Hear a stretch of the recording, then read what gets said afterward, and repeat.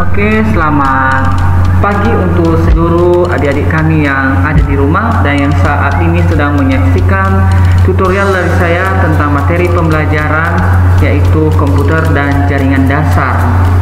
Nah, pada pertemuan kali ini adik-adik kita akan membahas tentang yang disebut dengan perangkat keras daripada komputer itu.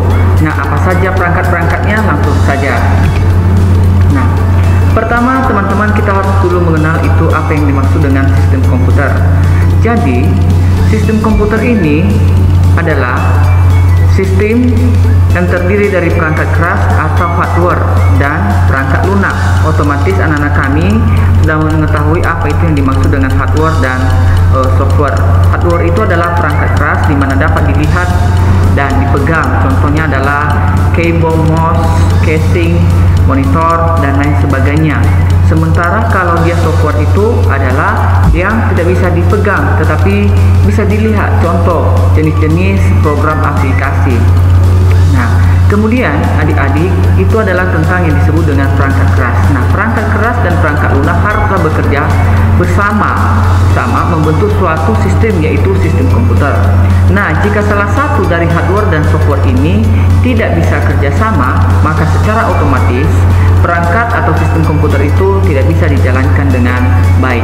Nah, selain daripada software dan hardware, sebagai tambahan adalah brainware, di mana brainware itu adalah pengguna, yang mana nanti brainware itu berfungsi sebagai pengoperasi atau sebagai pengguna yang akan mengoperasikan daripada komputer itu sendiri. Nah, sekarang kita akan masuk pada apa saja perangkat-perangkat yang penyusun daripada komputer tersebut. Nah, ini dia. Perangkat keras atau hardware sebagai subsistem komputer juga mempunyai komponen, di mana ada 5. Yang pertama, komponen alat masukan atau input device. Kemudian komponen alat pemproses atau processing device. Komponen alat keluaran atau output device. Keempat, komponen alat simpanan atau luar atau strong. Kelima adalah komponen pendukung. Nah, komponen pendukung itu nanti kita akan pelajari ke depan. Nah, satu persatu kita akan pelajari, teman-teman.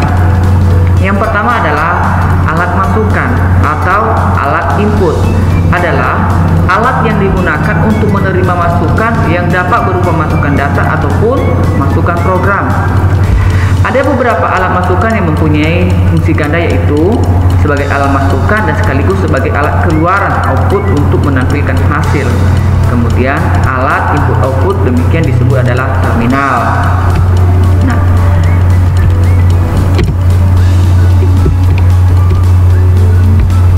alat masukan dapat digolongkan beberapa jenis. Nah, apa saja alat-alat masukan itu? Yang pertama, keyboard. Otomatis keyboard itu teman-teman sudah mengetahui keyboard itu apa, yaitu alat masukan berupa baik dia alfabet maupun numbering ya dan sebagainya. Kemudian pointer itu sering juga dikatakan dia adalah mouse ya, mouse. Kemudian ada scanner, ada sensor, dan ada voice recorder. Satu persatu. Yang pertama adalah keyboard. Apa itu keyboard? Nah, keyboard itu merupakan sebuah papan yang terdiri dari tombol-tombol untuk mengetik kalimat dan simbol-simbol khususnya lainnya pada komputer ya. Keyboard dalam bahasa Indonesia artinya papan tombol atau tombol jari. Nah, di sini ada beberapa tipe daripada keyboard yang saya sampaikan kepada teman-teman semua adalah ini dia. Yang pertama adalah keyboard QWERTY dan dovlak. Nah, yang sering kita pakai teman-teman adalah keyboard QWERTY yang sering kita temui di kehidupan sehari-hari kita atau yang saat ini sedang kita gunakan. Satu lagi sebenarnya ada yang disebut dengan keyboard numerik. Biasanya itu sering dipakai oleh orang-orang yang bekerja di perbankan. Nah, berikutnya ini keyboard itu ada secara fisiknya terbagi atas 5 bagian ya, secara fisiknya. keyboard itu ada pembagiannya ya. Ada pembagiannya, yaitu yang pertama adalah keyboard serial menggunakan DIN 5 mil dan biasanya digunakan pada komputer tipe AT. Nah, komputer tipe AT itu sekarang sudah nggak ada lagi ya, atau jarang dipakai oleh orang. Nah, inilah dia bentuk port daripada keyboard serial ya, ini dia ya. Kemudian ada keyboard PS2 di mana hampir mirip dia dengan komputer serial ya, komputer serial, hanya saja ya biasanya keyboard ini digunakan pada komputer ATX ya, ini dia. Jadi inilah port daripada keyboard PS2, dan yang pertama tadi adalah yang serial. Kemudian adalah keyboard wireless. Nah, keyboard wireless ini teman-teman biasanya kita gunakan ya, di mana tidak menggunakan yang namanya kabel. Nah, jenis koneksi yang digunakan adalah infrared atau wifi ataupun bluetooth. Untuk menghubungkan keyboard dengan komputer dibutuhkan unit pemancar dan penerima. Unit pemancar biasanya terdapat pada keyboard itu sendiri, sedangkan penerima biasanya dipasang pada port USB atau serial pada CPU. Jadi ini contoh daripada keyboard wireless. Kemudian yang keempat teman-teman adalah keyboard USB. Nah, di sini keyboard USB ini sudah tidak heran lagi karena sering kita lihat, bahkan kita pun punya ya, dimana keyboard USB ini saat ini sudah banyak yang dipergunakan jenis konektor USB yang menjamin transfer data lebih cepat ya daripada yang pertama dan yang kedua, yaitu serial dan PS2. Nah, yang terakhir itu teman-teman adalah keyboard virtual. Nah, keyboard virtual ini adalah salah satu fitur untuk program komputer atau program itu sendiri yang dapat berperan virtual sebagai kontrol dengan beberapa tombol atau tools dia ada pada keyboard biasanya. Jadi itu aja teman-teman, dulu kita akan melanjutkan lagi tentang yang namanya apa saja perangkat ini selain daripada keyboard.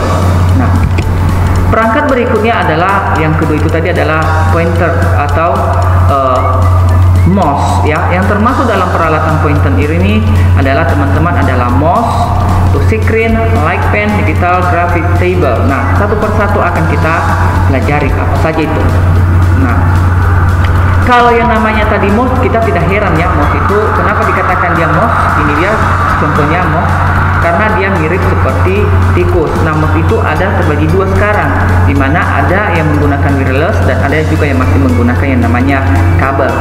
Nah, berikutnya teman-teman adalah touchscreen. Nah, apa itu touchscreen? Mungkin teman-teman bingung apa itu yang disebut dengan touchscreen. Nah, touchscreen itu adalah layar monitor yang akan mengaktifkan program bila layarnya disentuh dengan tangan. Contoh saat ini adalah HP kita teman-teman. HP kita, contoh HP kita ini apabila kita sentuh maka akan berpindah kepada program yang lain. Kemudian teman-teman adalah light pen ya. Menyentuh layar monitor dengan pena, posisi sentuhan di layar akan lebih tepat dan teliti. Biasanya itu teman-teman juga ada pada HP-HP kita, atau biasanya itu digunakan oleh handphone yang sudah canggih, dimana menggunakan yang namanya light pen ya untuk sebagai penunjuk. Kemudian digital graphic table ya, biasanya digunakan untuk membuat grafik atau gambar dengan cara menghubungkan dua buah titik di grafik table dengan alat yang menyerupai pen. Berikut teman-teman, apa saja lagi alat masukan yang lainnya selain daripada keyboard, kemudian pointer, dan berikutnya itu adalah scanner. Nah, scanner teman-teman adalah merupakan alat perubah slide foto hitam, putih maupun warna teks, formulir juga gambar desain bangunan menjadi data digital agar dapat diolah lebih lanjut ke komputer. Yang artinya teman-teman, scanner ini difungsikan sebagai alat untuk memindai data dari manual ya, misalnya dari sebuah misalnya ini adalah sebuah buku, ini sebuah buku ya, misalnya seperti begini. Kita ingin memindai data tersebut, kita ingin masukkan ke dalam yang namanya sistem komputer, maka kita gunakan yang namanya scanner, di mana data ini akan menjadi data digital untuk diolah kembali. Nah, bagaimanakah benda-benda tersebut dibaca tergantung daripada tipe scanner itu sendiri. Nah, tipe-tipe scanner itu ada 3 teman-teman. Yang pertama ada tipe moving scanner. Kemudian di mana tipe moving scanner ini dia ukurannya agak lebih besar. Yang berikutnya adalah tipe hand scanner. Biasanya tipe scanner ini biasanya sering bisa dibawa-bawa. Kemudian adalah tipe flatbed. Nah, tipe flatbed ini adalah mungkin sering kita jumpai misalnya di fotokopi, dia bisa kita jumpai di situ untuk men-scan dokumen-dokumen yang ukurannya kecil ya. Nah, berikutnya teman-teman sensor. Nah, sensor ini merupakan alat yang mampu langsung menangkap data kejadian fisik. Nah, contoh daripada sensor ini adalah misalnya adalah kamera digital ya, kamera digital dan kamera recorder, dan itu adalah salah satu jenis alat masukan ya. Kemudian teman-teman voice recorder itu biasa disebut adalah speak recorder, yaitu alat untuk membuat komputer mengerti omongan manusia. Kemudian teman-teman selain daripada yang sudah kita pelajari tadi, alat masukan yang lain adalah alat pemproses ya, alat-alat pemproses. Nah, alat pemproses itu atau sering dikatakan dia adalah processing device, adalah di mana alat instruksi program dieksekusi untuk memproses data yang dimasukkan lewat alat masukan yang hasilnya nanti akan ditampilkan di alat output. Nah, alat pemproses ini teman-teman apa saja dia itu adalah ini dia. Alat pemproses terdiri dari yang pertama adalah central processing atau CPU, kemudian main memory, dan yang berikutnya adalah input output unit ya. Satu persatu, apa itu CPU? CPU itu merupakan tempat pemrosesan instruksi program. Nah, pada komputer mikro, prosesor ini disebut dengan mikroprosesor. Jadi yang melakukan pemrosesan secara utuh di dalam komputer itu adalah prosesornya. Sama seperti kita, yang mengelola segala apa yang kita pikirkan itu adalah otak kita. Nah, kemudian CPU terdiri dari 3 bagian teman-teman. Yang pertama, unit kendali atau control unit, kemudian unit aritmatika dan logika, kemudian unit penyimpanan berukuran kecil ya. Memori utama pada komputer itu, memori utama terdiri dari 2 teman-teman. Yang pertama random access memory dan read only memory atau ROM. Nah, apa saja itu? Apa perbedaan antara ROM dan RAM itu? Karena namanya mirip ya. RAM digunakan untuk menyimpan program data yang akan diproses oleh CPU ya. Artinya kita bisa menulis RAM tersebut ya. Kita dapat menulis RAM tersebut kemudian akan diproses oleh CPU. Yang kedua adalah ROM, di mana ROM itu teman-teman hanya dapat dibaca saja dan tidak dapat diisi oleh pengguna. Ya, berbeda tadi kalau yang namanya RAM dapat diisi oleh pengguna, tetapi kalau ROM tidak dapat diisi oleh pengguna karena itu adalah merupakan hak dari pembuatnya atau pabriknya itu sendiri. Nah, kemudian teman-teman alat keluaran. Nah, apa alat keluaran berikutnya adalah alat keluaran itu apa? Adalah output yang dihasilkan dari pengolahan data dapat digolongkan ke dalam 3 bentuk. Yang pertama itu baik dalam bentuk tulisan, baik dalam bentuk image maupun dalam bentuk suara. Nah, jadi apa saja alat-alat keluaran itu teman-teman dapat kita lihat nanti beberapa jenisnya. Kemudian alat keluaran berupa hard copy, kemudian soft copy.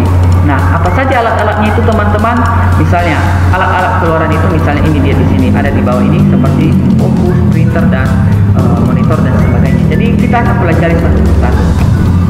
Nah, hard copy. Nah, hard copy ini merupakan hasil yang sudah diolah tadi kemudian ingin dikeluarkan dalam bentuk perangkat keras. Nah, apa contohnya itu adalah misalnya ini dia seperti printer. Nah, printer ini teman-teman ada bagian-bagiannya. Yang pertama, jenis-jenis printer itu ada yang disebut dengan dot matrix. Inilah contohnya.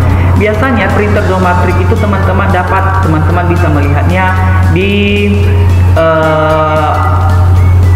misalnya di loket-loket pembayaran, misalnya apakah itu rekening listrik ya atau di perbankan juga ada ya.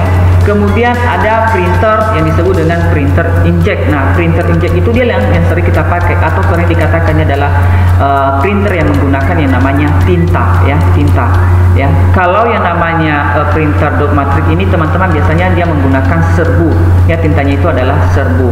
Kemudian adalah laser. Nah, ini adalah merupakan printer laser. Printer laser itu hampir mirip dengan yang namanya mesin fotokopi teman-teman. Nah, berikutnya ada yang disebut dengan printer plotter. Nah, alat cetak yang mempunyai kemampuan mencetak grafik atau gambar dengan baik biasanya menggunakan pen plotter. Biasanya plotter itu teman-teman adalah merupakan printer yang ukuran jauh lebih besar. Nah, untuk saat ini mungkin teman-teman tidak bisa kita beli karena kita masih anak sekolah, dan mungkin ke depan siapa tahu kita ada punya rezeki mungkin akan bisa kita miliki. Kemudian teman-teman adalah soft copy, ya. Soft copy atau soft copy device merupakan alat yang digunakan untuk menampilkan tulisan, image dan suara pada media soft, ya. Jadi beda tadi kalau hard copy. Nah, apa contohnya? Soft copy itu adalah monitor dan speaker, ya. Ini dia. Jadi hasil yang sudah diolah daripada CPU tadi ditampilkan ke monitor. Nah, hasil yang sudah diolah dari CPU tadi bisa dihasilkan, dikeluarkan juga melalui yang namanya speaker ataupun handset, sehingga kita bisa mendengarkan yang namanya musik, ya. Nah, alat simpan. Nah, alat simpanan luar, ya, adalah eksternal memori maupun external strong adalah suatu tempat atau sarana yang bisa digunakan komputer untuk menyimpan data. Jadi alat penyimpanan ini teman-teman secara umum ada terbagi dua, yaitu ada yang eksternal dan ada internal. Di mana yang internal itu berada di dalam bagian komputer, sementara yang eksternal itu adalah berada di luar daripada komputer itu sendiri atau CPU itu sendiri. Nah, data-data yang tersimpan di dalam external memory bersifat tetap, artinya data tersebut tidak akan hilang walaupun tidak ada listrik yang mengalirinya. Media yang digunakan biasanya menggunakan media magnetik yang berfungsi sebagai alat tempat penyimpanan dengan data guratan-guratan magnetik yang dimiliki jenis eksternal. Nah, apa sajakah alat-alat penyimpanan tersebut? Yang pertama itu teman-teman ada yang disebut dengan floppy disk, hard disk, CD, kemudian magnetic tape. Nah, ini dia. Yang pertama teman-teman adalah floppy disk. Nah, floppy disk ini teman-teman sebenarnya ada dua macam. Ada floppy yang 5.25 dan floppy 1.44. Namun untuk saat ini floppy disk ini jarang sudah tidak digunakan lagi, ya, karena sudah ada yang lebih baik lagi, yaitu nanti kita akan pelajari ke depannya. Inilah contoh daripada floppy disk dan inilah disketnya. Nah, jadi floppy disk ini adalah sebagai media untuk memprosesnya nanti. Nah, jadi tempat penyimpanannya ini adalah disketnya.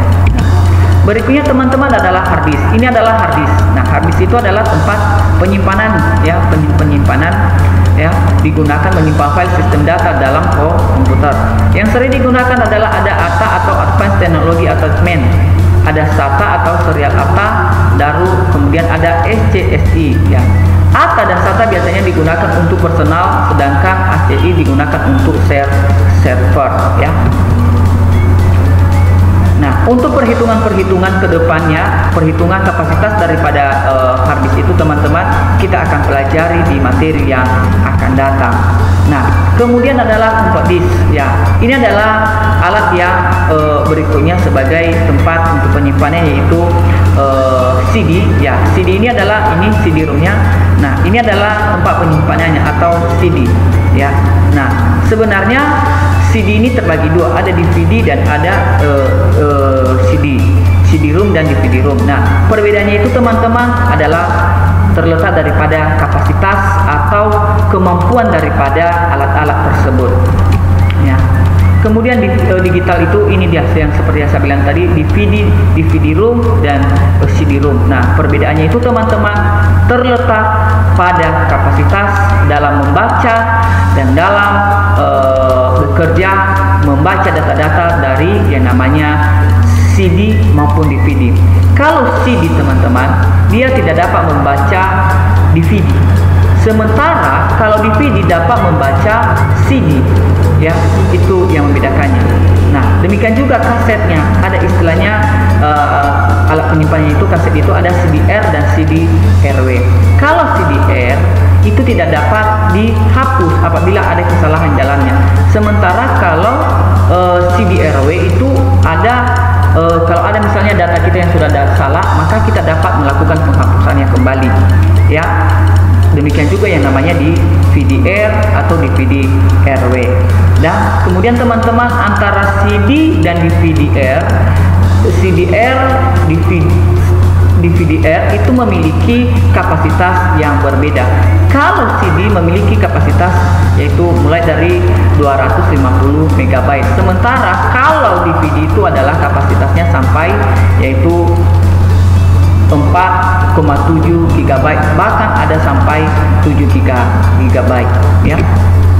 Nah, kemudian yang berikutnya teman-teman adalah magnetic tape. Nah, biasanya magnetic tape ini dulu kita pernah menggunakan tip ya, tip yang ada di rumah, tapi sekarang sudah tidak dipergunakan lagi teman-teman. Dia adalah berupa pita, namun di sini dilakukan proses penyimpanan data ya. Nah, apa saja komponen pendukungnya teman-teman? Komponen pendukung yaitu misalnya adalah motherboard, power supply, VGA, dan cache. Untuk materi ini kita akan mempelajarinya pada pertemuan berikutnya. Demikian teman-teman, semoga materi ini dapat bermanfaat bagi kita semua dan anak-anak kami bisa memahaminya. Demikian saja, terima kasih, shalom.